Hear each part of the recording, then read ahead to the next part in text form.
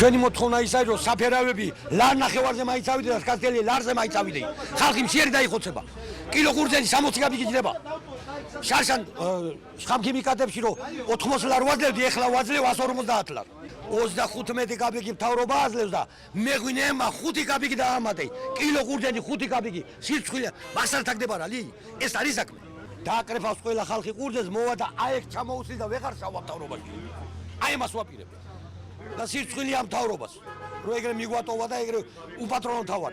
მასხერად გვიგდებენ, ესე იგი საფერავი დაგვიყენეს, ესე იგი მესამე ფასზე შარშად და შედარება.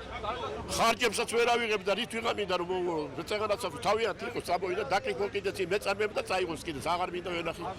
არ დავკრიფო. ლარი უნდა იყოს კაციტელი. და სუბცირე 2 ლარი უნდა იყოს საფერავი.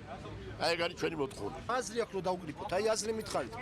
მუშის ხარც ვერ გიფარავს და ამდენი წვალებაა მიღებული შიგა, შრომაა ჩადებული და არანაირი არაფერი არ არის. რისთვის უნდა დავკრიფოთ?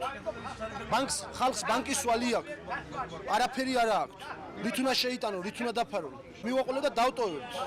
იმ ყურძენს და არ დავკრიფავთ. რა აზრი აქვს იმ 70 კაპში? ჯერ ქარხნებიც არ გაღებულა და ყურძენი არ არისო შემოსული ზედალპება ის ყურძენიც. როცა საჭიროა მისაღებად არავინ არ ხსნის და არავინ არ იღებს. ჩვენ ამდენი დანახარჯი გვაქვს, ამდენი ფული გვაქვს ჩადებული.